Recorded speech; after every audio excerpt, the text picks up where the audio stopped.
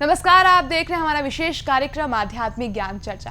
तो आइए हम शुरुआत करते हैं कार्यक्रम की और जानते हैं विचार कबीर पंथी पारखी संत अभिलाष दास बुरहानपुर गद्दी से संबंधित इलाहाबाद गद्दी सीन बनाम जगत गुरु तत्वदर्शी संत रामपाल जी महाराज सतलोक आश्रम बरवाला जिला हिसार हरियाणा के विचार।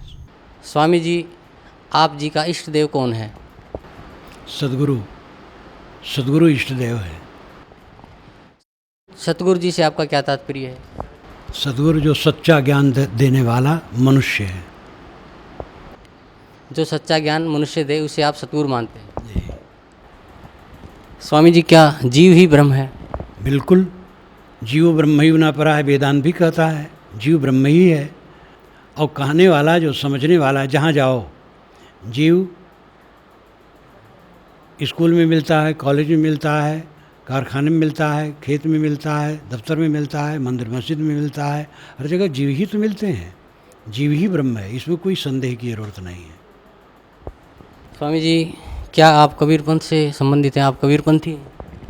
हाँ, कबीर पंथ एक समाज है और एक पंथ बना है, और कहने की दृष्टि ठीक है, हूँ ही। स्वामी जी, संसार का कोई उत्पत्ति करता है या स्वयं नर मादा से बनता है तथा समय आने पर अपने आप बिगड़ जाता है? क्या आप इससे सहमत? न तो बिगड़ जाता है, न सर्वथा बना है। ये बीज है पहले वृक्ष, अंडा है कि मुर्गी, ये प्रवाह रूप अनादि अनंत है।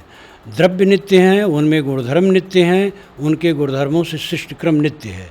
ये कहीं ना आरंभ है ना अंत है, ये सब समय चलता रहता है। ये संसार की उत्पत्ति कैसे हुई?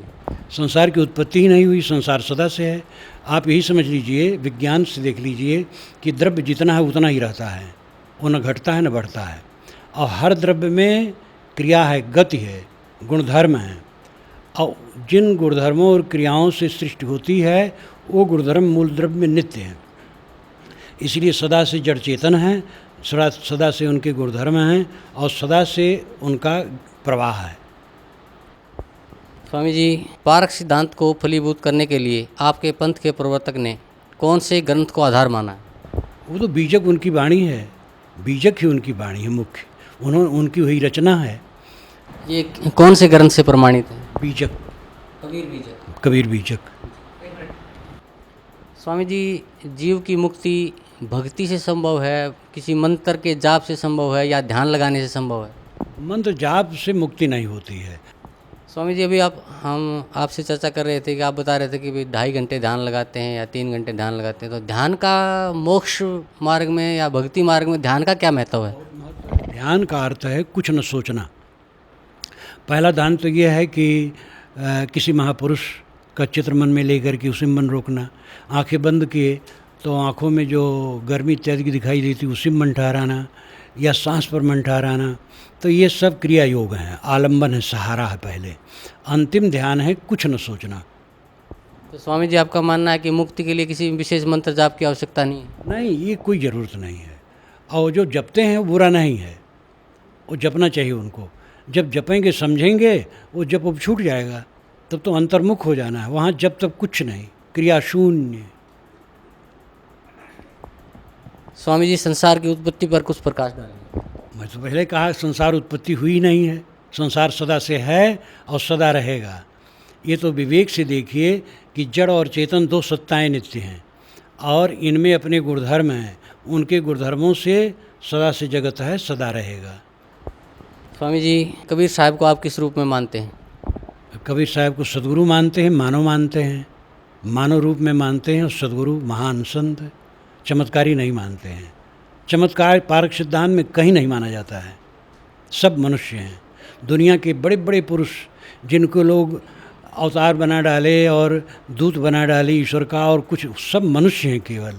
वो तो अलौकिकता मढ़ी जाती है अपना प्रचार बढ़ाने के लिए, और असत्य आता है इसलिए वो सत्य दब जाता है। और वास्तविकता ये है कि जितने महापुरुष हैं मनुष्य हैं, जितनी पुस्तकें हैं मानव की रचनाएं हैं, जितने संप्रदाय हैं मानव की चलाएं हैं। स्वामी जी, कुछ संत या कुछ महंत कबीर जी को परमात्मा मानते हैं, क्या वो सही है? हाँ, बहुत लोग हैं, वो ज़्यादा लोग हैं, वो मानते हैं कि कबीर साहब परमात्मा हैं, अनंत ब्रह्मांड नायक हैं। उनको धन्यवाद है। लेकिन हम इनको मनुष्य मानते हैं और यही वास्तविकता है। स्वामी जी आपके पूज्य गुरुदेव जी का नाम जान सकते हैं? हाँ बिल्कुल, सदगुरु श्री राम सूरत साहेब। स्वामी जी कि आप जी का या आपके पंथ का, पारक पंथ का इष्ट देव कौन है? कबीर साहब हैं। कबीर साहब ही हमारे इष्ट हैं।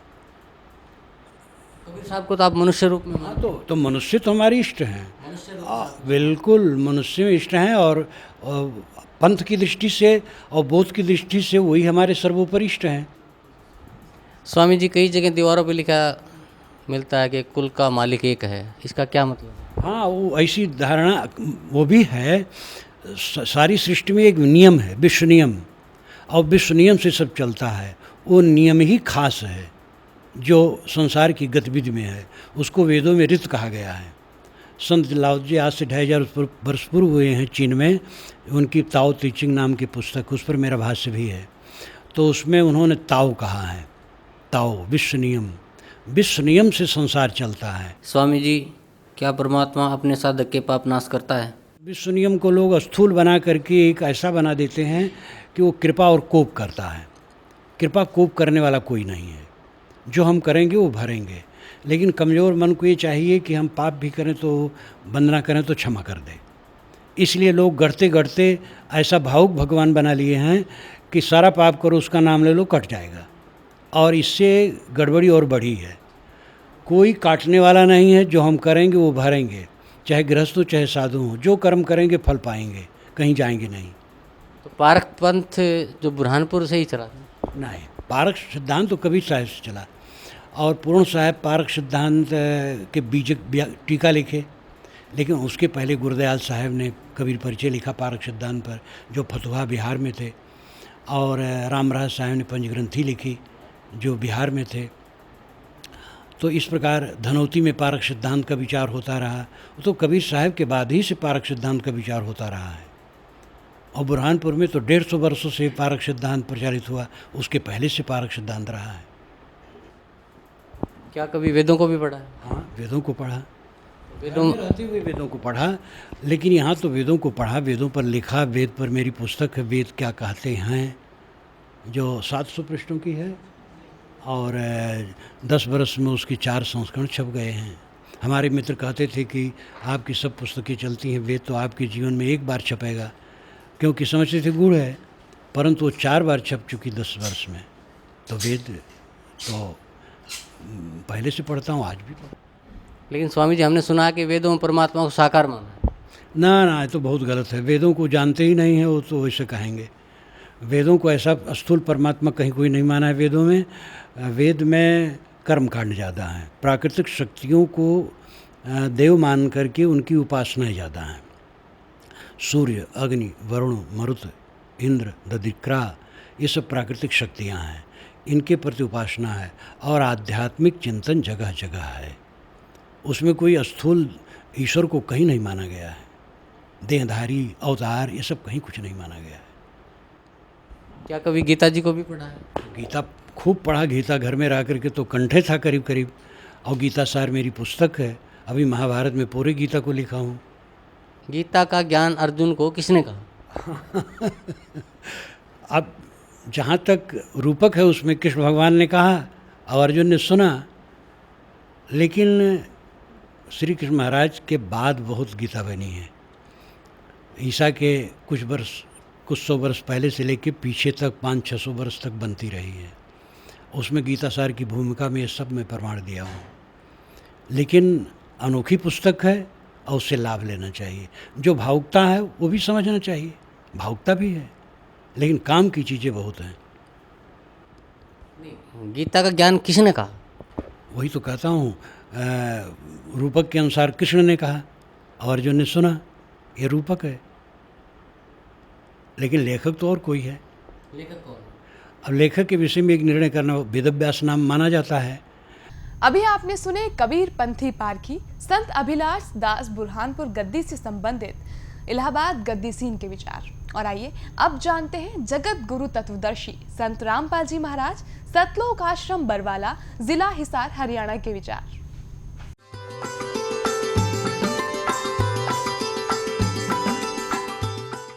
सतगुरुदेव की जय।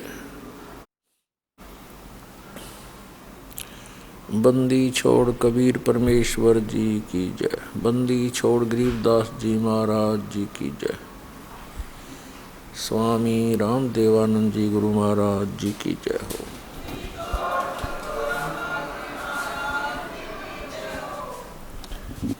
गरीब नमो नमो सतपुरुष को नमस्कार गुरु की नहीं। सुर नर मुनि जन साधुआं संतों सर्वस्ती नहीं। सतगुरु साहेब संत सब दंडोतम प्रणाम। आगे पीछे मध्य हुए तिनको जो कुर्बान।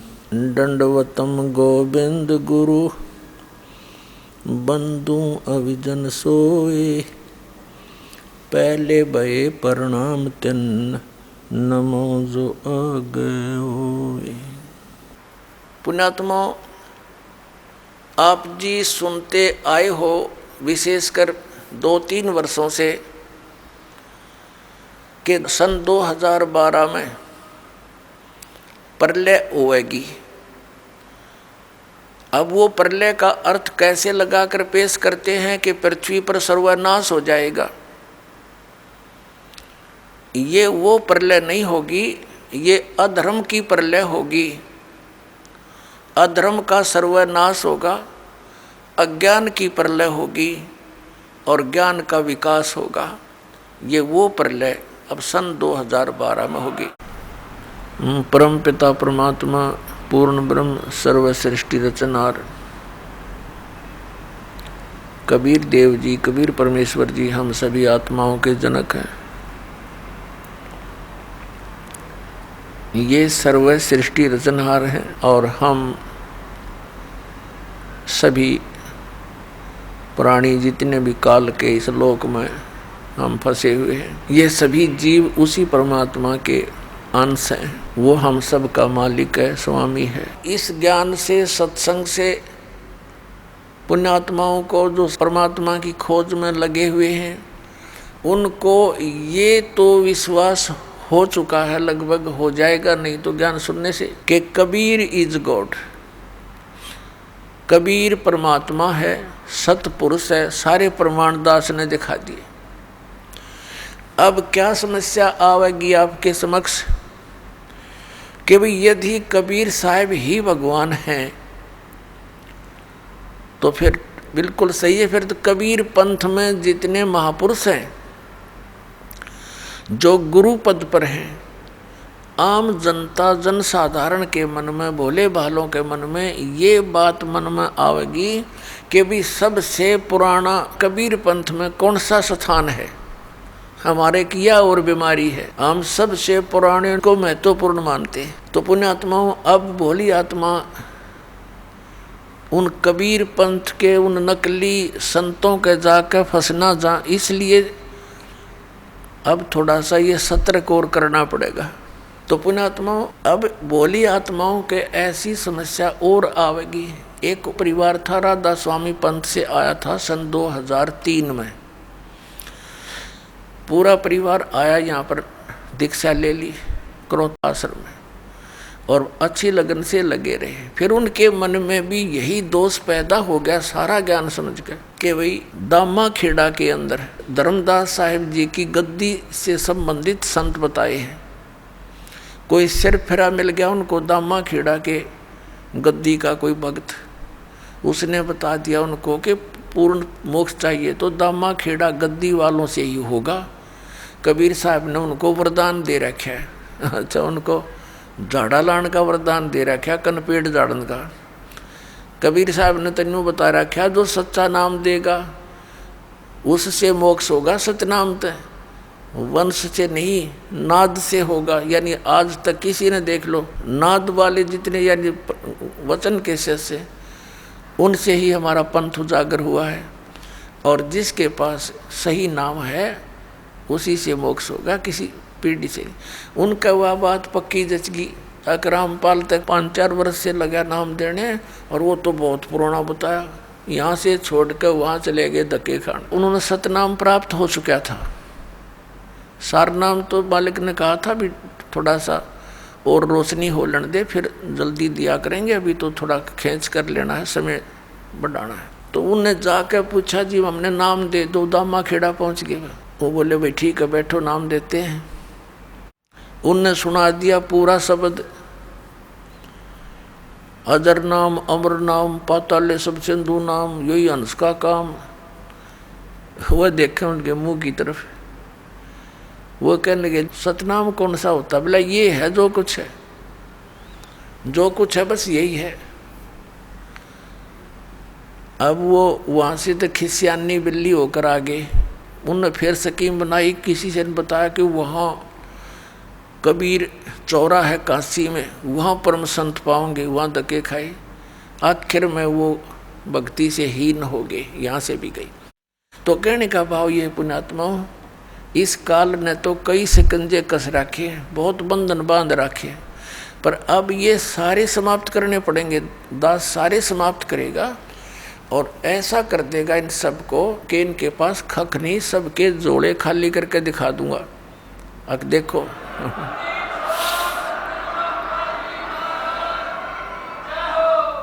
अब इस कबीर परमात्मा के नाम पर काल के 12 पंथ चले और उन्हीं का इतना विस्तार हो गया है कि कई करोड़ों की संख्या में कबीर पंथी हैं। कई करोड़, लगभग 20 करोड़ से भी ज़्यादा होंगे पूरे मिलाकर के भारतवर्ष में कबीर पंथी। लेकिन हैं वो नकली संतों से प्राप्त ज्ञान युक्त, वो ज्ञान पूरा नहीं उनका, ना उनके पास भक्ति मार्ग। अब उन्हीं पंथों में से एक और पंथ पनप्या है जिसको पारखी पंथ कहते हैं। अब अन्य जितने कबीर पंथ में जो बेशक वो काल से प्रेरित हैं, नाम उनके पास यथार्थ नहीं है, परमात्मा कबीर जी को वो महत्व देते हैं, परमात्मा को मानते हैं और सतलोक सचखंड उन स्थानों को भी मानते हैं, लेकिन उनका नाम गलत है, उनकी पूजा की विधि गलत है। अपने आत्माओं जैसे किसी को ये ज्ञान हो जा कि इस व्यक्ति को ये रोग है और उस रोग का नाश करने की औषधि है नहीं, तो उस ज्ञान का लाभ क्या? उसका कोई यूज नहीं। ये भी ज्ञान हो गया कि इसको ये रोग है और उसकी औषधि नहीं। तो ये हमें सबको ज्ञान हो गया कबीर साहिब के ज्ञान से कि हम सतलोक से आए थे, यहाँ फंस गए और यहाँ का काल भगवान है। इसको 1 लाख मानव शरीरधारी प्राणी नत खान का श्राप लगा हुआ है। तो हम सभी दुखी इसलिए हैं कि हम सतलोक नहीं गए। सतलोक जाने से हमें सुख होगा, लेकिन उनकी जो सिद्धांत विधान है, ये सभी कबीर पंथी जो हैं, कबीर परमेश्वर जी को केवल सतगुरु मानते हैं, परमात्मा नहीं मानते। और परमात्मा को सतलोक में निराकार मानते हैं। ये जो कबीर पंथी हैं, ये अस्तित्व भगवान का मानते हैं कि भगवान है, परमात्मा है, सतपुरुष है, जीव भिन्न है, लेकिन इनके पास मोक्ष मार्ग नहीं, यथार्थ ज्ञान नहीं सतपुरुष का। जैसे हमने आम के महिमा का ज्ञान हो गया, आम के कि कितना स्वादिष्ट फल है, और उसका बीज है नहीं, आम के स्थान पर बबूल का बीज दिया और आशा लगाए बैठे हैं आम की, तो ये सारी ये बात बिगड़गी। ये तो दशा है कबीर साहिब के उन 12 पंथों और उनसे निकली हुई अनेकों ब्रांचों की।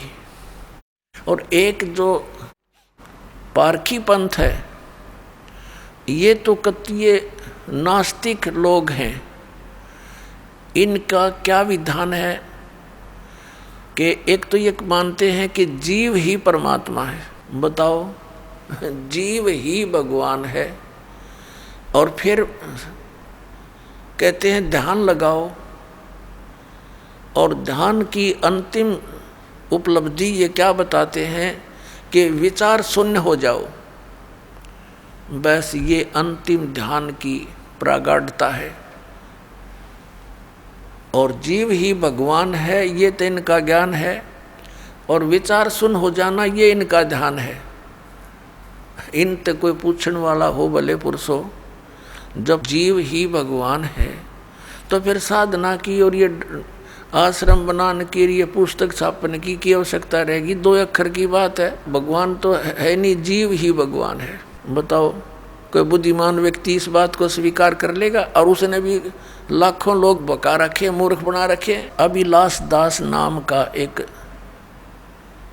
ये पारखी संत कहलाता, बताए इनको संत कहते आने भी शर्मावा उन्हें। अभिलाष दास नाम का एक संत है, इलाहाबाद और कई स्थानों पर उसने आश्रम बना रखे हैं। एक बुरहानपुर नाम का एक स्थान है, शहर है, और वहाँ इस पारक सिद्धांत के बहुत से महात्मा रहे हैं। बहुत पुराना, 150 वर्ष पुराना लगभग वो स्थान है। अब इनकी क्या थ्योरी है ये बताता हूँ आपको। ये कहते हैं ईश्वर परमात्मा कोई नहीं, जीव ही ब्रह्म अर्थात परमात्मा यानी ईश्वर है। सृष्टि का कोई कर्ता नहीं है। जगत को ये बिना ईश्वर का मानते हैं। ये कहते हैं ईश्वर है ही नहीं, भगवान है ही नहीं, तो ये परमात्मा रहित मानते हैं इस संसार को और सृष्टि को। ये जीव को परमात्मा कहते हैं। बताओ, या कोई बात है जरा सी कोई बुद्धिमान की? इन आदि शंकराचार्य जी ने 2520 वर्ष पूर्व आदि शंकराचार्य जी का जन्म हुआ था, यानी ईसा जी से 508 वर्ष पूर्व। उस समय इस आदि शंकराचार्य जी को क्या हुआ कि 8 वर्ष की उम्र में इनमें प्रेरणा होगी, क्योंकि पिछले पुण्यकर्मी प्राणी थे, और ये जा फंसे एक संत के जो गुफा में रहता था, और 6 महीने में या 2 महीने में 3 महीनों में वो गुफा से निकलता था। उसका बोलबाला सुनकर आदि शंकराचार्य जी वहाँ जा बैठे। जब वो निकला, उससे प्रार्थना की ज्ञान समझाने की, तो उसने उल्टा पाठ पढ़ा दिया उस बोली आत्मा को कि जीव ही ब्रह्म है। अब इस ही विधान को आगे प्रचार करने लगे आदि शंकराचार्य जी, जहाँ से हिंदू धर्म का ये उत्थान माना जाता है, प्राकट्य माना जाता है। तो उस समय ये सब जगह जाकर अपने गुरुजी के विधान को बताने लगे। तो उस समय भी इतने बुद्धिमान व्यक्ति थे, उन्होंने कहा कि हे महात्मा जी, जब जीव ही ब्रह्म है तो फिर हमने करना क्या रह गया? वहाँ पर भगवान है, फिर क्यों दर दर आप अपना प्रचार करते फिर रहे हो? आप भी भगवान और हम भी भगवान, फिर हमारा करना क्या रह गया फिर? अब ये बात उस आदि शंकराचार्य के भी समझ में आ गई, भाई बात तो यह भी ठीक है, ये बात तो जची नहीं, क्योंकि फिर गुरुजी उनके जीवित थे। अब उस विधान को साथ लेकर चलना गुरु परंपरा थी उसकी, लेकिन उन्होंने अपनी सूझबूझ से फिर कहा कि तुम श्री कृष्ण की, श्री विष्णु जी की और श्री शंकर भगवान की पूजा करा करो। या दया परमात्मा की थी। यदि वो बात स्वीकार हो जाती हमारे पूर्वजों द्वारा, तो आज कोई राम नाम लेनिया नहीं पाओ, सारे नास्तिक हो जाते। अब यही बीज ईब बो रहा है ये अभिलाष दास नाम का एक कबीर पंथी कवाव है। कबीर पंथी कवाव है, और कबीर साहब के विपरीत सारा ज्ञान बताओ, तो ये काल का पक्का दूत है। स्वामी जी, क्या आप कबीर पंथ से संबंधित हैं? आप कबीर पंथी हैं? हाँ, कबीर पंथ एक समाज है और एक पंथ बना है, और कहानी की दृष्टि ठीक है, हूँ ही। स्वामी जी, कि आप जी का या आपके पंथ का, पारक पंथ का इष्ट देव कौन है? कबीर साहब हैं। कबीर साहब ही हमारे इष्ट हैं। कबीर साहब को तो आप मनुष्य रूप में हाँ, तो मनुष्य तो हमारे इष्ट हैं, बिल्कुल मनुष्य में इष्ट हैं, और पंथ की दृष्टि से और बोध की दृष्टि से वही हमारे सर्वोपरि इष्ट हैं। स्वामी जी, क्या जीव ही ब्रह्म है? बिल्कुल, जीव ब्रह्म ही न परा है, वेदांत भी कहता है जीव ब्रह्म ही है। और कहने वाला जो समझने वाला है, जहाँ जाओ जीव स्कूल में मिलता है, कॉलेज में मिलता है, कारखाने में मिलता है, खेत में मिलता है, दफ्तर में मिलता है, मंदिर मस्जिद में मिलता है, हर जगह जीव ही तो मिलते हैं। जीव ही ब्रह्म है, इसमें कोई संदेह की ज़रूरत नहीं है। ये संसार की उत्पत्ति कैसे हुई? संसार की उत्पत्ति ही नहीं हुई, संसार सदा से है। अपनात्मा ये क्या बताते हैं कि ये जगत जो है अन ईश्वर है, यानी बिना ईश्वर का है। जीव भगवान हो गया तो सृष्टि का कोई करता नहीं, तो इसका मतलब ये बिना भगवान के हुआ। अब हमारी श्रीमद् भगवत गीता क्या बताती है कि जिस व्यक्ति की ये स्टेटमेंट है कि जगत का कोई करता नहीं, ये अपने आप बनता और बिगड़ता रहता है, यानी प्रलय होती है फिर सृष्टि होती है। अब उसके बारे में श्रीमद् भगवत गीता में दिखाएंगे। पहले इनकी सारी थ्योरी बताता है दास। और ये पारखी जो संत हैं ये नहीं मानते कि ऊपर कोई लोक है, सतलोक है या कोई स्वर्ग लोक है, ये नहीं मानते। कहता ये सब काल्पनिक बातें हैं, काल्पनिक बनावटी। और इनका ये भी मानना है, जैसे कोई प्रश्न करता है क्या परमात्मा भक्तों पर दया करता है, दुष्टों को हानि करता है, वो कहता है कि जो भगवान है ही नहीं और परमात्मा किसी पर ना रहम करता है ना कोई दुख देता है, वो कुछ नहीं करता, परमात्मा है ही नहीं। अब इसके विषय में आपको दिखाते हैं। ये चातुर प्राणी की बातें होती हैं। जो चातुर प्राणी है, चातुर प्राणी चोर हैं और मूड बुगद हैं ठोठ, ये संतों के निकाम की इनके दे गलजोट। अब ऐसे व्यक्तियों के पास भी जनसमूह बैठा है। कमाल कर दिया ये भगवान, कितने श्रद्धालु, कितने डिवोटी हैं, आँख मीच कर बैठे हैं। गुरुजी जो बता देते हैं वो सही है, बिल्कुल सही है। अब इतने चतुरता ये संत पद पर प्राप्त प्राणी होते ही हैं कि एक आम जनसाधारण तो कोरा कागज होता है, उस पर कुछ भी लिख दे, उसमें तो वही अंक अंकित हो जाते हैं। तो इस प्रकार लाखों लोगों को डबोए बैठा है। अब देखना, ये है श्रीमद् भगवत गीता और जय दयाल गोविंद का इसका अनुवादक है। और ये कौन सी है? पदछेद अन्वय साधारण भाषा टीका से, ये इसका अनुवाद करता है, इसका यो नाम लिख रखा है। और देखना, ये है अध्याय नंबर 16 और श्रीमद् भगवत गीता, और इसका श्लोक नंबर 7 से शुरू करेंगे। अब गीता ज्ञान दाता कहता है कि मैंने ऊपर तो बता दिया देवी प्रकृति वालों की जो जानकारी दे दी। अब दूसरी असुरी प्रकृति वाले हैं, वो 2 प्रकार के व्यक्ति हैं। तो असुर स्वभाव वाले मनुष्य, ये 7वां श्लोक में, असुर यानी राक्षस स्वभाव वाले मनुष्य प्रवृत्ति और निवृत्ति इन दोनों को भी नहीं जानते, इसलिए उनमें न तो बाहर भीतर की शुद्धि और न श्रेष्ठ आचरण है और न सत्य भाषण ही है। वो सच्ची बात नहीं कहते, वो बात को घुमाते हैं, झूठ बोलते हैं।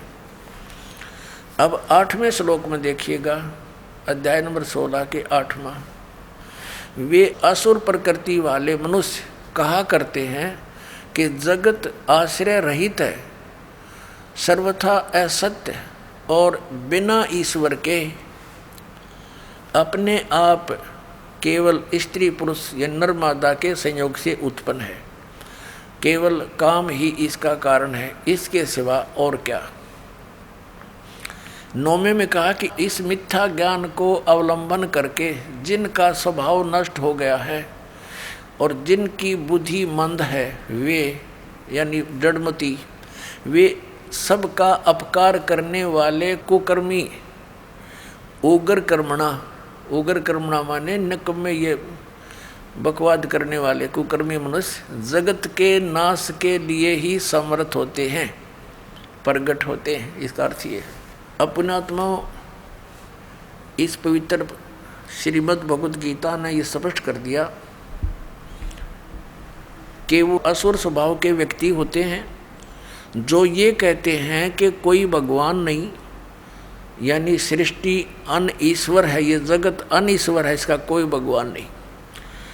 अब ये जो कबीर पंथी कहलाता है। वैसे तो इसको कबीरपंथी कहते हुए दास को तो शर्म आती है, लेकिन इनके ज्ञान को सार्वजनिक किए बिना जनता को समझ में नहीं आवे कि ये कितना मिथ्या ज्ञान प्रचार करे। इस अभिलाष दास जी ने एक गीता सार लिखा है। इससे कोई पूछता है, जैसे इसके भक्त काफ़ी यहाँ आए थे, हमसे मिलते रहते थे, उनसे वार्ता होती रहती है, तो वो क्या बताते हैं कि वो अभिलाष दास जी ने सैकड़ों पुस्तक बना रखी हैं और एक गीता सार भी बना रखा है। वो गीता सार पढ़ा दास ने। ये चातुर प्राणी होते हैं जो इनके इस अज्ञान विधान में उल्टी सुलटे करके जो समर्थन इनको महसूस होता है, उनको तो ये ले लेते हैं अपने प्रमाण में और बाकी श्लोक छोड़ देते हैं। श्रीमद् भगवद गीता में 700 श्लोक हैं और इस भले पुरुष ने अपने अनुसार जो इसको चाहिए थे, जो इसके अनुकूल थे, वो सेलेक्ट कर लिए, बाकी छोड़ दिए। फिर ये ऐसे व्यक्ति अज्ञानी पुरुष क्या कहा करते हैं कि ये गीता में मिलावट है और सही सार निकाल कर हमने दे दिया गीता सार, ये सही गीता है। दिखाऊं आपको, इनके देखिएगा, ये है एक पुस्तक गीता सार, अभिलाष दास इसके अनुवादक है। पूरा डिटेल दिखाएंगे यहाँ से। ये प्रकाशक हैं कबीर पारख संस्थान, संत कबीर मार्ग, प्रीतम नगर, इलाहाबाद से। ये वहाँ से छपी है।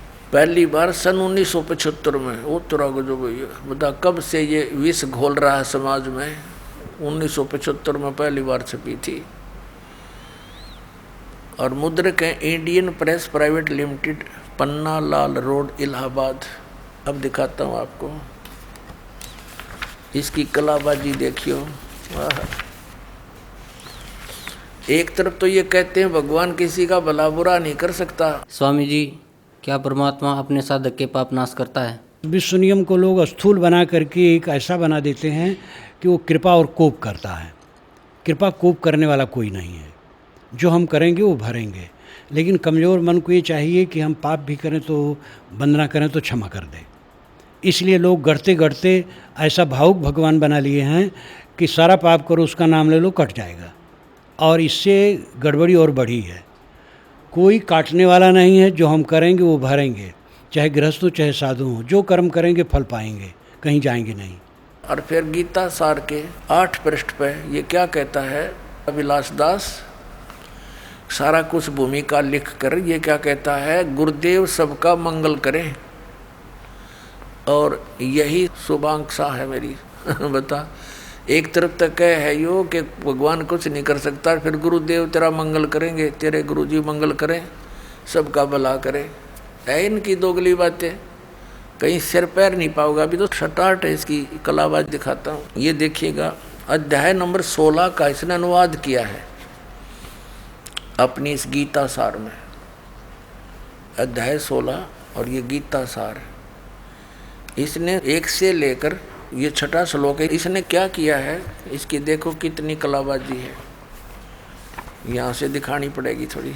इस चतुर आदमी ने क्या कर रखा है, अपने घर का नहीं ला रखा है इसने कुछ ना, इसने खुद अनुवाद किया। इसने क्या लिखा है, जो ये पुस्तक दास ने अभी आपको दिखाई थी, गीता प्रेस गोरखपुर से प्रकाशित है, इसमें से कहा कि मैंने अनुवाद इसमें तो लिया, इसका अनुवाद ले रखा है, फिर अपने अज्ञान विधान को सिद्ध करने की कुचेष्टा की है। ये आपने भी देखा था, ये गीता है। पद छेद, इस गीता का ये नाम है पद छेद अन्वय और साधारण भाषा टीका सहित। अब ये देखो, ये गीता सार, इस गीता सार की भूमिका में इसने क्या लिखा है, गीता प्रेस की अन्वय पदछेद वाली गुटका गीता अर्थ समझने में सहायक हुई है। यानी इसने इससे अर्थ लिए हैं, सहायक हुई है। प्रत्यक्ष और अप्रत्यक्ष में जिनकी रचनाओं के सहयोग से मेरा ये कार्य पूर्ण हुआ है, उनके प्रति मैं हृदय से कृतज्ञ हूँ। यानी इस पुस्तक से इसने अनुवाद लिए हैं और अपनी अज्ञान सोच को, उस विधान को सिद्ध करने की कुचेष्टा की है। अब हम आते हैं इसके द्वारा अनुवादित 16वें अध्याय के और 17वें श्लोक में। ये गीता सार और पृष्ठ 203 पे। अब 7वां श्लोक इसने कैसे किया है, असुरी स्वभाव वाले ये नहीं जानते कि क्या करना चाहिए और क्या नहीं करना चाहिए।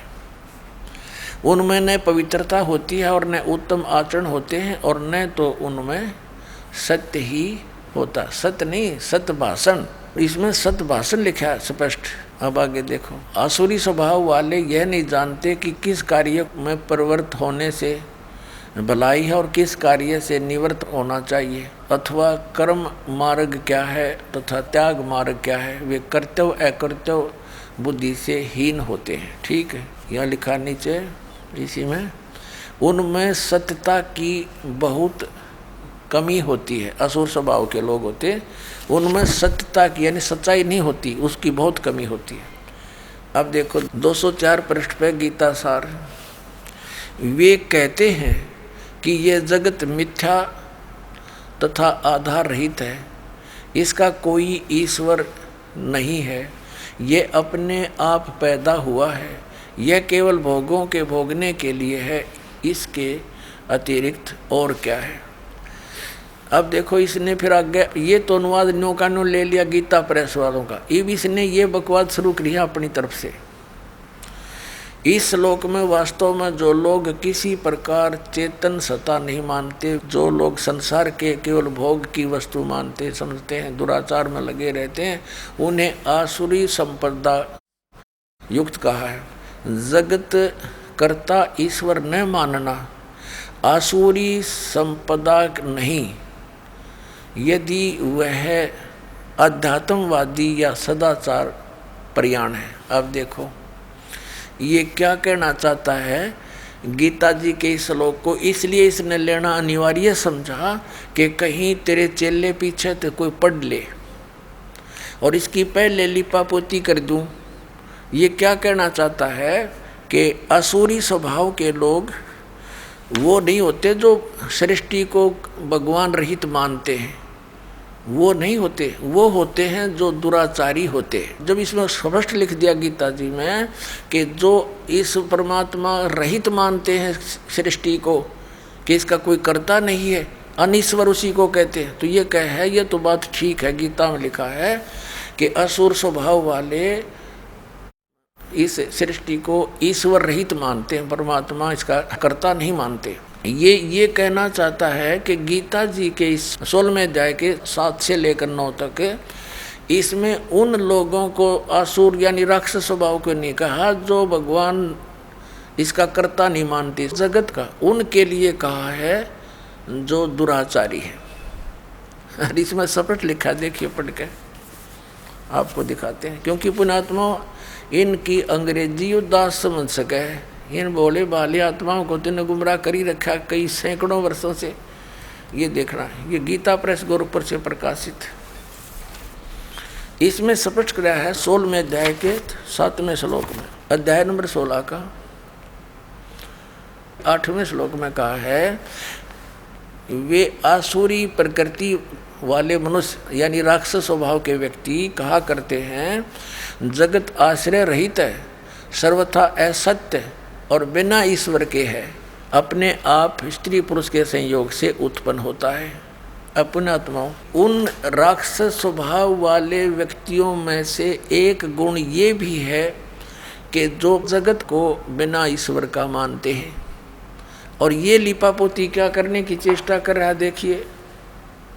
और फिर क्या उदाहरण लिया है इसने, देखना गीता सार, अभिलाष दास का गीता सार, ये देखिए अध्याय नंबर 16 के इसने थोड़े से श्लोक लिए हैं, उनमें से ये गीता सार पृष्ठ नंबर 204 पर आगे ये क्या कहना चाहता है कि जगत कर्ता ईश्वर न मानना, जगत का कर्ता ईश्वर न मानना असुरी संपदा नहीं। ये अपनी लिपापोती कर रहा है, अपने को टालना चाहता है इसमें से। और फिर क्या बताता है, यदि वह अध्यात्मवादी या सदाचार प्रयाण है, यानी अध्यात्मवादी है ना जो भगवान। अध्यात्म किसे कहते हैं? परमात्मा के बारे में जानकारी। ये कहना चाहता अभिलाष दास के जो परमात्मा का कर्ता नहीं मानते और जो अध्यात्म मार्ग में लगे हुए हैं वो असुर स्वभाव के नहीं कहे गीता में। हाँ बता, इसका अध्यात्म खाक रह गया जब नौका भगवान है ही नहीं, टट्टू अध्यात्म रह गया, फिर क्या बचा अध्यात्म फिर इसके पास। और फिर आगे क्या कहता, इसी के पॉइंट पर देखना, आगे इसी 204 पृष्ठ पे है, वास्तव में तो जगत अनादि है, इसका कर्ता खड़ा करना यह मन की कल्पना है। कर दिया स्पष्ट अभिलाष दास जी ने कि इसका कोई कर्ता खड़ा कर ले, किसी ने कोई बनाने वाला है, तो यह केवल एक बनावटी बात है, कल्पना है। ईश्वर लोगों के मन का काल्पनिक दीपक है, यानी बनावटी बातें हैं ये सारी। उसकी आवश्यकता तब समाप्त हो जाती है जब स्वरूप ज्ञान रूपी सूर्य हृदय में उदित हो जाता है। ये स्व ज्ञान के बतावे हैं कि ये मान ले मैं शरीर नहीं हूँ, हाड़ चाम का पुतला शरीर है, इसमें ये रक्त घूम रहा है और जीव तो इससे अलग है, बस ये इनका अपना स्वरूप मान ले, वो मुक्त हो गया। और फिर समाधि लगाना बताते हैं कि ऐसे हटता चला जाए, तो शरीर नहीं है, तो रक्त चाम का पुतला नहीं है, तो मन भी नहीं है, तो कति स्वर्ण हो जाए, यानी माइंडलेस मैन हो जाने के बाद ये मुक्त मानते हैं, मोक्ष मानते हैं। फिर आगे क्या बताया है इसने और लिपापोती की है, देखिए कि जैसे गीता जी में कहा है कि वो असुर स्वभाव के हैं जो ईश्वर नहीं मानते, कर्ता नहीं मानते ईश्वर को। कोई मनुष्य दुराचारी हो और ईश्वर मानता हो तो क्या वह देव हो जाएगा? और यदि कोई ईश्वर तो नहीं मानता, यानी ईश्वर तो न मानता हो परंतु उसे स्वरूप ज्ञान, आत्म ज्ञान हो तथा वह सदाचारी हो, तो क्या वह असुर माना जाएगा? देख, ये अपने चेलों को दृढ़ रखने के लिए कि तेरा दामन थामे रहें, ये छोड़ ना जाए, ये सिद्ध करना चाहते हैं कि यदि गीता जी के 16वें अध्याय के 7, 8, 9 में वर्णित इस विवरण के आधार से केवल उस व्यक्ति को जो ईश्वर नहीं मानता हो उसको नहीं माना जा सकता असुर स्वभाव का, क्योंकि दुराचारी व्यक्ति और भगवान मानता हो, ये कह रहा है अभिलाष दास जी। तो कहते वो क्या अच्छा आदमी हो सकता है, देव हो सकता है? दुराचार करता हो और भगवान की भक्ति करता हो, भगवान में आस्था हो, आस्तिक हो, तो क्या वो देव हो सकता है? इसलिए इस गीता अध्याय नंबर 16 के इन श्लोकों में यही अर्थ मानना कि जो सृष्टि का कर्ता ईश्वर ना मानता हो और आध्यात्मिक हो तो वो उसके बारे में थोड़ा कहा है। तो तेरा अध्यात्म ज्ञान खाक है, जब जीव ही भगवान है, गधा भी भगवान, कुत्ता भी भगवान, फिर क्यों दुनिया को मूर्ख बनाए बैठा है? कबीर साहब को तो इस जड़ से नाश करना चाहते हैं काल के दूत, और ये दीमक है इस परमात्मा कबीर जी के कबीर पंथ में, इसका नाश करने के लिए इसका जन्म हुआ। ये स्पष्ट किया गीता जी में कैसे व्यक्ति संसार का नाश करने के लिए ही उत्पन्न होते हैं। और कबीर साहब के उस बीजक ज्ञान को ये क्या समझेगा जब इसने ये फाइनल कर दिया भगवान नहीं, तो उसके विषय में सूक्ष्म वेद में कहा है कि बीजक की बाता कहेंगे बीजक ना ही आथ, ये पृथ्वी डोबण उतर रेखा क मीठी बात। अब देखो फिर देखिएगा ये 16वां अध्याय गीता सार, इस अभिलाष दास के ही विचार, ये देखिएगा ये क्या कहता है कि कोई मनुष्य दुराचारी हो और ईश्वर को मानता हो, उसमें आस्था हो, तो क्या वह देव हो जाएगा? और यदि कोई ईश्वर तो न मानता हो परंतु उसे स्वरूप ज्ञान, आत्म ज्ञान हो तथा वह सदाचारी हो, तो क्या वह असुर माना जाएगा? अब देखो, अब यहाँ स्पष्ट किया है कि वास्तव में तो जगत अनादि है, ये अभिलाष दास के विचार। इसका कर्ता खड़ा करना मन की कल्पना है, या इसका कोई भगवान नहीं है, इसके रचने वाला ईश्वर लोगों के मन की कल्पना है। और यहाँ देखो, जगत कर्ता ईश्वर न मानना असुरी संपदा नहीं है। यदि वह अध्यात्मवादी या सदाचार परायण है, ये अपनी लिपापोती कर रहा है, अपनी आरती आप पर साजाई भी हो, यदि उसमें अध्यात्मवाद है, आध्यात्मिक है, सदाचारी है। और फिर यहाँ क्या कहता है कि कोई मनुष्य दुराचारी हो और ईश्वर मानता हो तो क्या वह भला व्यक्ति हो सकता है? क्या वो देव हो जाएगा? यदि कोई ईश्वर न मानता हो, यानी अभिलाष दास, परंतु उससे स्वरूप का ज्ञान हो तो वो सदाचारी हो, तो वह क्या असुर माना जाएगा? अब इसके इस जगत का कर्ता ने मानना असुर संपदा नहीं, यदि वह अध्यात्मवादी सदाचार। फिर कहते हैं वास्तव में तो जगत अनादि है, इसका कर्ता खड़ा करना एक मन की कल्पना है, कर्ता है नहीं, भगवान नहीं है कोई, और ईश्वर लोगों के मन की कल्पना। फिर ये कहता है कि कोई मनुष्य दुराचारी हो और ईश्वर को मानता हो तो क्या वह भला आदमी हो जाएगा, देव होगा? और जो ईश्वर को नहीं मानता हो, ईश्वर है ही नहीं, और परंतु उसको स्वरूप ज्ञानात्म ज्ञान हो, सदाचारी हो, तो क्या वो असुर होगा? अब इसके इस पॉइंट को कि जो भगवान को मानता हो और दुराचारी हो, यूँ कहता है वो के भला आदमी होगा, देव हो सकता है। अब गीता जी से इसका खंडन करते हैं। 9वें अध्याय के 30वें श्लोक में इसी श्रीमद् भगवत गीता में ये स्पष्ट लिखा कि हे अर्जुन, अति से दुराचारी व्यक्ति भी हो और उसकी भगवान में आस्था हो, उसको साधु समझना चाहिए। बता, इस नकली का है कोई ज्ञान? ये देखो श्रीमद् भगवत गीता, और ये तो गीता प्रेस गोरखपुर वालों की, और उसने इसकी नकल ला कर अपनी बकवाद गढ़ रखी सारी। ये देखिएगा अध्याय नंबर 9 और इसका श्लोक नंबर 30 में कहा है, यदि कोई अति से दुराचारी भी अनन्य भाव से मेरा भक्त होकर मुझको भजता है, वह साधु ही मानने योग्य है। तो ये बेईमान व्यक्ति हैं, इन्होंने जनता के उद्धार से नहीं, काल के जाल में फंसाने का ठेका ले रखे न। अब सूक्ष्म वेद में कहा है कि कुष्टि हो वह संत बंदगी कीजियो, हो वैसा के विश्वास चरण चित दीजियो।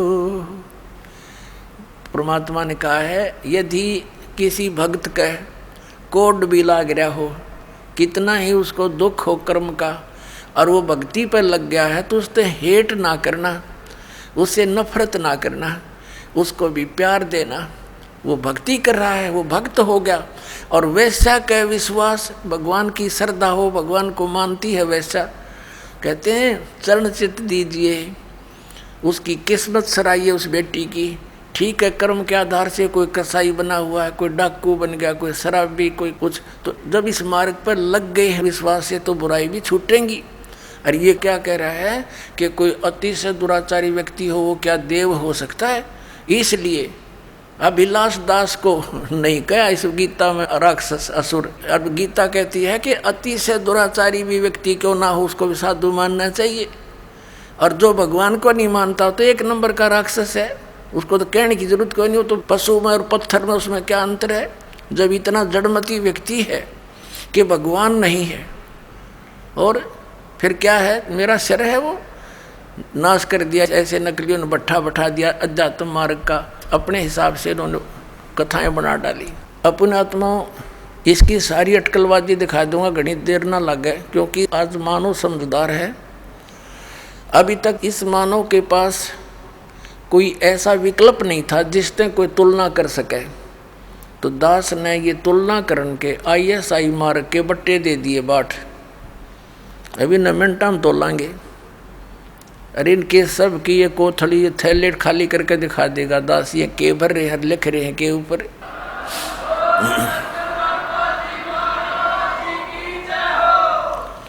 अब देखो इसकी चतुरता दिखाता हूँ। इसने गीता सार बनाया विलास दास जी ने, देखिएगा गीता सार। अब परमात्मा कहते हैं ऐसे व्यक्ति परमात्मा के दुश्मन होते हैं, द्रोही हैं। इसने इस गीता सार में कैसी कलाबाजी दिखाई है, दिखाता हूँ आपको। ये गीता सार और अध्याय नंबर 8 का इसने सार निकाल लिया, बाकी श्लोक छोड़ दिए। गीता जी अध्याय 8 के श्लोक 1 से 4 छोड़ दिए। ये देखो इसने कहाँ से 5 से शुरू कर दिया 8वें का। अरे वाह, जो व्यक्ति श्री भगवान ने कहा, जब जीव भगवान है तो ये भगवान कितना आ गया फिर।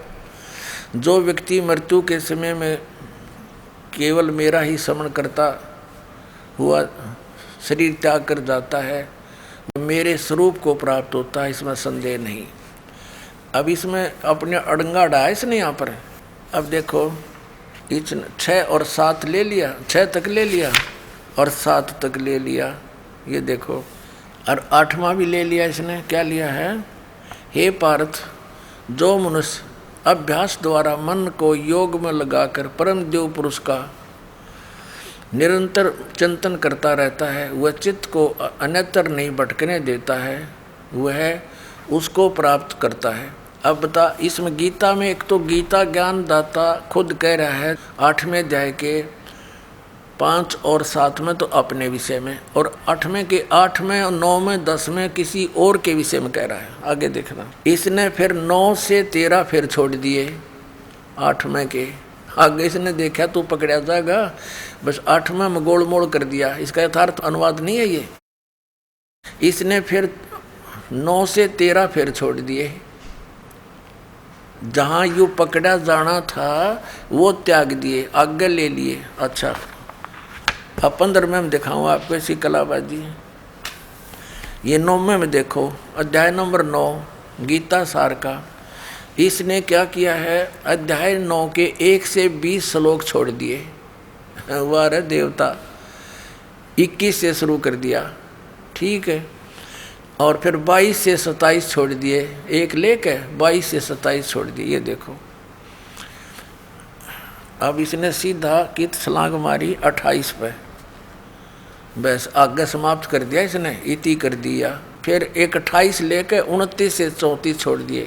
कुल श्लोक 34 हैं, प्रमाण में लिए 2 और छोड़ दिए 32। हरियोगीता का सार बना दिया। अरे वाह देवता। श्रीमद् भगवद गीता अध्याय नंबर 15 के अंदर, और बिल्कुल निर्णायक ज्ञान है। इस अज्ञानी व्यक्ति ने, इस धोखेबाज ने, बेईमान ने, परमात्मा के दुश्मन ने, ये देखिएगा क्या कर रखा है। अध्याय नंबर 10 इसने कुल 42 श्लोक हैं, 2 प्रमाण में ले लिए, 40 छोड़ दिए। अध्याय 10 का 4 और 5 ले लिए, यही कर दिया। अरे वाह देवता। अब 11वां ले लिया। 11वां में कुल 55 श्लोक हैं, 1 ले लिया, 54 छोड़ दिए। वाह रे देवता। ये 1 55 ले लिया, बाकी सारे छोड़ दिए। ये बस ये इति कर दिया। ऐसे ही सब में कर रखा है इसने। बाकी कुछ एक बता देता हूँ आपको, ज़्यादा नहीं। अब 15वें में देखो इसकी कलाबाजी। गीता सार है इसका ये, और ये इसमें गीता अध्याय 15 के श्लोक 1 से 4 तथा 7 यो छोड़ दिया, 5 और 6 ले लिए, और 12 से 20 छोड़ दिए, 12 से आगे टोटल छोड़ दिए। ये देखो 15वें अध्याय का इसने 5वें से शुरू कर दिया। आए हाय, अरे तेरा गजब हो। जो माल था, जो असली ज्ञान था, वो तो फेंक दिया काट के एक लोहे हैं, और इसने ये रख लिया इसमें। थे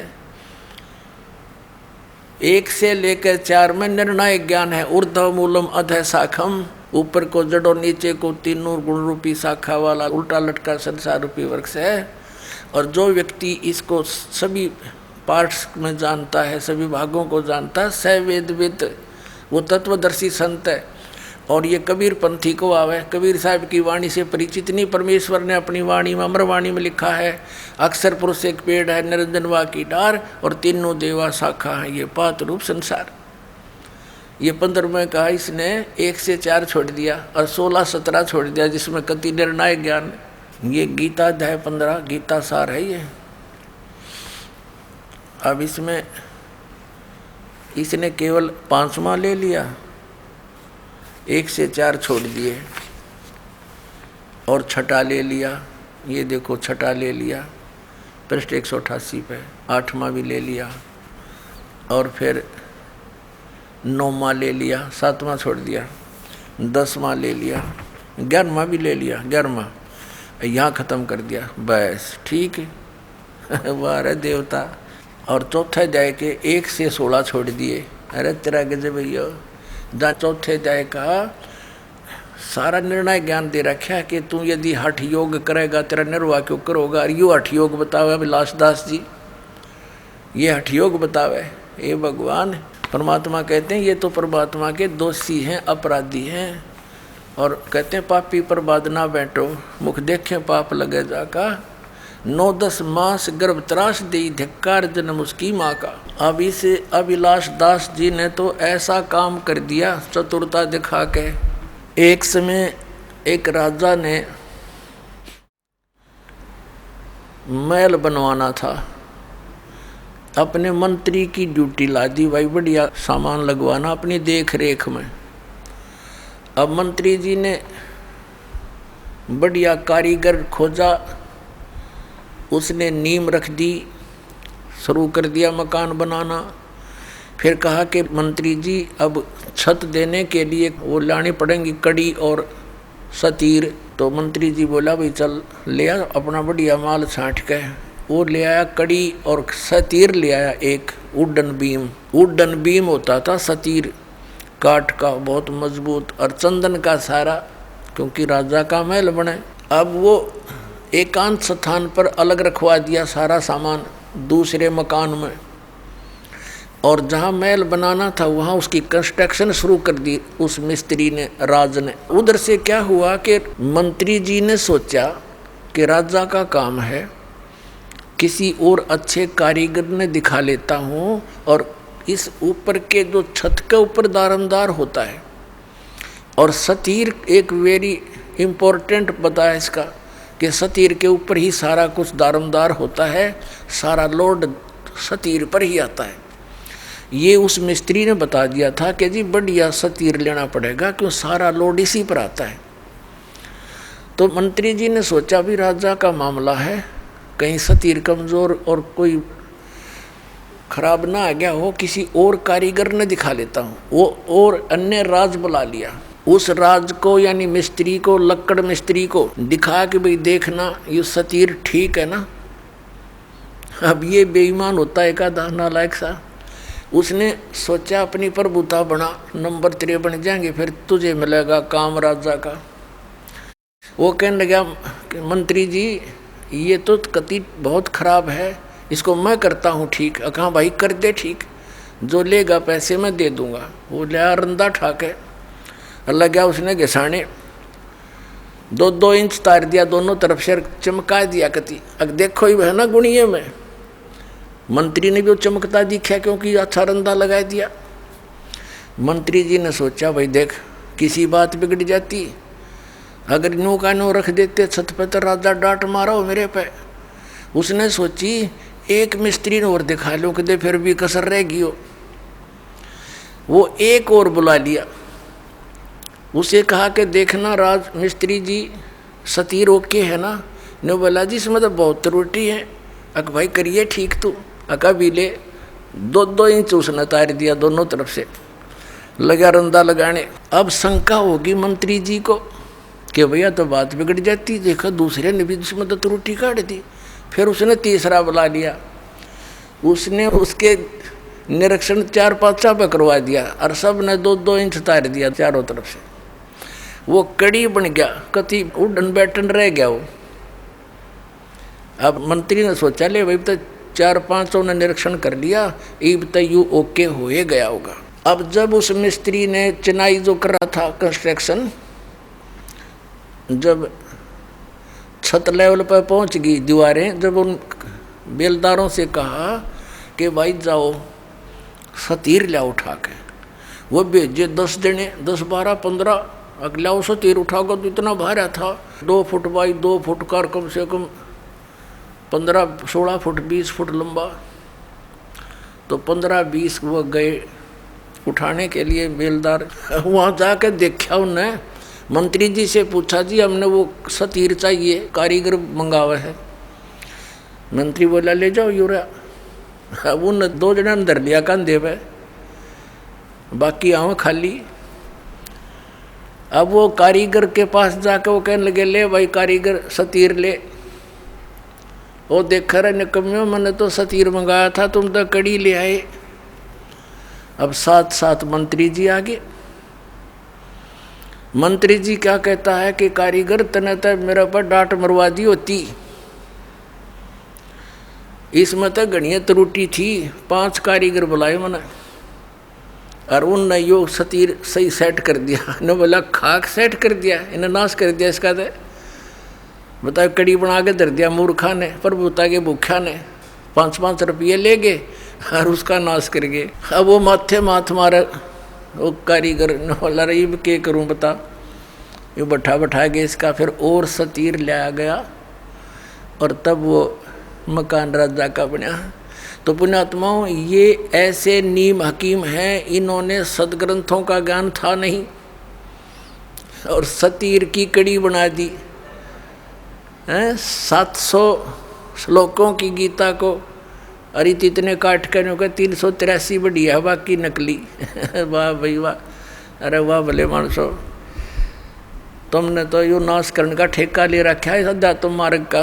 अब ये व्यक्ति पारखी जो संत हैं, ये अभिलाष दास जी, तो इसके भगत बताते हैं कि इन्होंने बड़ी पुस्तक लिखी हुई है, वेद क्या कहते हैं, एक बहुत बढ़िया पुस्तक है इनकी। वो दास ने पढ़ी इसकी पुस्तक, वेद क्या कहते हैं। क्या कभी वेदों को भी पढ़ा है? हाँ, वेदों को पढ़ा, वेदों में रहते हुए वेदों को पढ़ा, लेकिन यहाँ तो वेदों को पढ़ा, वेदों पर लिखा, वेद पर मेरी पुस्तक है, वेद क्या कहते हैं। और ये क्या कहता है कि मैंने वेदों को पढ़ा है, आज भी पढ़ता रहता हूँ। फिर इससे पूछते हैं, जैसे इसका विधान है, ये भी खुद बताता है। इसकी पुस्तक में लिखा है कि प्रारब्ध के कर्म यानी किस्मत में लिखे हुए दुख सुख जीव को भोगने ही पड़ेंगे, इसमें कोई परिवर्तन नहीं हो सकता। स्वामी जी, क्या परमात्मा अपने साधक के पाप नाश करता है? विश्व नियम को लोग स्थूल बना करके एक ऐसा बना देते हैं कि वो कृपा और कोप करता है। कृपा कोप करने वाला कोई नहीं है, जो हम करेंगे वो भरेंगे। लेकिन कमज़ोर मन को ये चाहिए कि हम पाप भी करें तो वंदना करें तो क्षमा कर दे। इसलिए लोग गढ़ते गढ़ते ऐसा भावुक भगवान बना लिए हैं कि सारा पाप करो, उसका नाम ले लो, कट जाएगा। और इससे गड़बड़ी और बढ़ी है। कोई काटने वाला नहीं है, जो हम करेंगे वो भरेंगे, चाहे गृहस्थ हो चाहे साधु हो। जो कर्म करेंगे फल पाएंगे, कहीं जाएंगे नहीं। हरियों का मैंने वेद भी पढ़े हैं, इन्हें खाक वेद पढ़े। अब दिखाता हूँ वेदों में क्या कहा है। वेदों में तो ये लिखा है परमात्मा घोर पाप का विनाश कर देता है। ये देखिएगा यजुर्वेद, और ये महर्षि दान सरस्वती द्वारा इसका अनुवाद है। प्रकाशक हैं सार्वदेशिक कार्य प्रतिनिधि सभा 2/5 महर्षि दान भवन, रामलीला मैदान, नई दिल्ली से। और ये यहाँ से छपा है Prince offset printers 1510 Pataudi house Daryaganj, नई दिल्ली से। 8वें अध्याय का और 13वां श्लोक दिखाते हैं आपको। 8वें अध्याय का 13वां श्लोक, इसमें क्या लिखा है कि देव कर्तस्य एनस्य एव जनमसि, मनुष्य कर्तस्य एनस्य एव जनमसि, पितृ कर्तस्य एनस्य एव जनमसि, आत्म कर्तस्य एनस्य एव जनमसि, एनस्य एव जनमसि। ओह हो। अब ये 241 पर हमने इसकी संस्कृत पढ़ी है, अब 242 पर इसका अनुवाद है। 242 के ये, इसमें क्या लिखा है कि हे सब के उपकार करने वाले मित्र आप, दान देने वाले के अपराध के विनाश करने वाले हैं। अब पुण्यात्माओं, ये तो सारे के सारे जितने संत महंत आचार्य शंकराचार्य, ये महर्षि, ये संत अभिलाष दास जैसे, तो ऐसा काम कर दिया इनने मेरे साथ में। एक व्यक्ति था, वो किसान था और अकाल गिर गया। उसने सोचा भी खेती में तो काम गुजारा चला नहीं, तो कोई और धंधा कर ले। उसने क्या शुरू कर दिया, ये चाकी राण का काम ले लिया। उसने 2 बसोली खरीद ली, वो कट करने की, और चाकी राण का काम उसने शुरू कर दिया। अब पहले चक्की कैसे रहा करते, हाथ से चलाने वाली जो चक्की पत्थर की होती हैं उसके पार्ट हुआ करते, दो होते हैं, अभी भी गाँव में तो बहुत हैं, और वो घिस जाते थे चलते चलते, तो उनको ऐसे समझदार सा व्यक्ति उनको चांड दिया करता, चाटे मार देता, वो फिर से वर्किंग ठीक हो जाती उनकी, तो उसको चक्की राणा कहते हैं। अब उसने कभी काम किया नहीं था, पहले दिन मुहूर्त करी एक गांव में जाके, उसने आवाज़ लगाई कि चक्की ठीक करवा लो। एक बुढ़िया बोली भाई आजा चक्की ठीक कर दे मेरी। अब ठीक है ताई, बता कौन सी है भैया देख ले। उसने उतार कर पाट रख लिया। बुढ़िया कहने लगी भाई मैं कुएं तो पानी ले आऊँ, दूर दूर कुएं हुआ करते गांव में, और आप इतने या चक्की ठीक कर दो का। अच्छा ताई जा बेच सकते हैं। अब उसने कदे काम करा नहीं था, ने सोची जल्दी जल्दी कर ले। जब पहले आवाज़ में काम मिल गया तो यहाँ कोई आया ही नहीं है बताई, तो उसने माड़ी स्पीड भी पकड़ ली। वो 2-4 मारे गद्दा गद, वो पार्ट टूट गया। उसने सोची भैया तो बात बिगड़ गई, बुढ़िया चौनी दे नहीं, और तू भाग ले अपने सारे औजार उठा के। और जो नीचे वो बैठा था, ऊपर एक पात्र था मिट्टी का मटका छोटा सा, उसमें घी डाल रखा था बुढ़िया ने गर्म करके, गर्मियाँ का दिन था, और ऊपर बांध दिया करते बिल्ली कुत्ते के डर से। ऊपर कड़े में रस्सी डाल के एक छिक्का बना दिया करते, उसमें वो दर रखा उसने बरोला मिट्टी का मटके में घी बहुत बढ़िया 5-10 किलो। अब वो जल्दी में उठ के भाजन लग गया। वो ऊपर तो छिक्के टंगा हुआ था वो पत्थर, उसका लग गया सिर, वो पड़ गया। पड़ते वो सारा फैल गया और सारी साड़ में बिखर गया फर्श पे। उन्हें सोची तन्नाड़ा पकड़ के बांधेंगे हैं, और तू भाग ले स्पीड ते, एक नुकसान और हो गया तेरे। तो उसने सोचा तो जल्दी निकल। उधर से बुढ़िया आगे पानी का मटका लेकर, कच्चा मटके होते थे ना गड़े, और वो स्पीड में पीछे न देखे आगे न बाजे, तो बुढ़िया में टक्कर लगी, वो मटका फूट गया। अब वो बुढ़िया कहने लगी रे, उसका नाम पूछा था, रे क्या नाम है तेरा? बोला रमलू। बोला रे रमलू तने रो लूँ, तने यूँ कह कर मेरा मटका फुड़वा दिया। नो बोला ताई भीतर देखें जाइए, रोए जाइए, कित रोएगी। तो इन कित रोऊँ, एक नहीं सारा की अब इन या चाकी रा रखी है, ऐसा नाश कर रखा है। यो महर्षि दयानंद वेदों का विद्वान पाक रहा था, और किस जैसा विद्वान नहीं। इसने भी इस पॉइंट पर क्या कहा है कि परमात्मा निराकार है, और परमात्मा साधक के पाप नाश नहीं करता।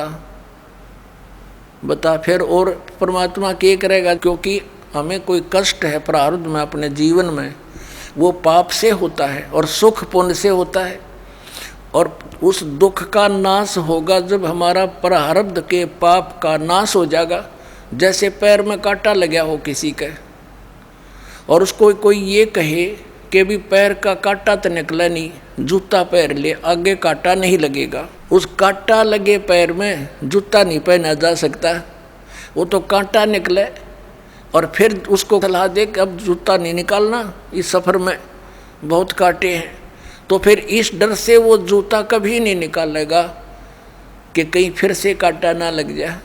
तो पुण्यात्माओं, किसी के कोई कष्ट है शरीर में है, या संसारिक कोई दुख है, कोई हानि हो रही है, कोई कर्जा हो गया है, तो उससे दुखी है वो, और कोई ये कहे कि तो तेरा प्रारब्ध भोगना ही पड़ेगा, तुझे भक्ति कर ले। अब बता, दुखी आदमी भक्ति कर सकता है? जिसने देना हो 2 लाख रुपया कर्जा खड़ा दिखाई दे कर दे वाला, और भी कोई सिर में दर्द हो, पेट में दर्द हो, वो कैसे भक्ति करेगा? तो पहले वो कांटा निकले पाप कर्म का, तब सुख हो, और फिर वो राम नाम का जूता, उसको ये मर्यादा बताई जा, या भक्ति दी जाओ, फिर आजीवन पालन करेगा वो भक्त।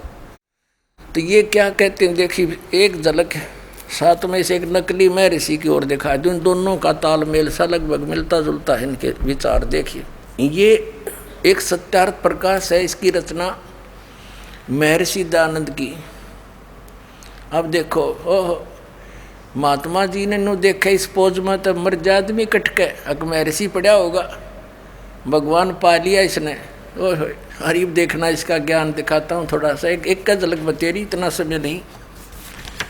इसकी तो धोती सी धोकर रखी हमने कती। ये सत्यार्थ प्रकाश है और ये इसमें क्या लिखा है कि वेद आदि विविध सद शास्त्र प्रमाणे संविनता है, यानी वेद आदि सभी विविध प्रकार के सद शास्त्रों का आधार से इसकी रचना हुई है। किसने करी है रचना?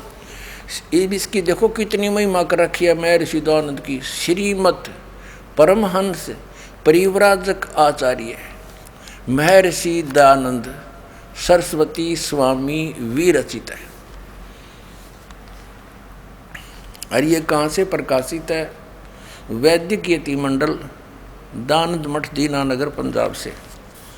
ये छपा कहाँ से है? आचार्य प्रिंटिंग प्रेस, दानंद मठ, गोहाना मार्ग, रोहतक से। इसके 7वें समोल्लास में ले चलते हैं आपको। इसकी कलाबाजी देखियो। 154 पृष्ठ पर 7वां समोल्लास, सप्तम समोल्लास।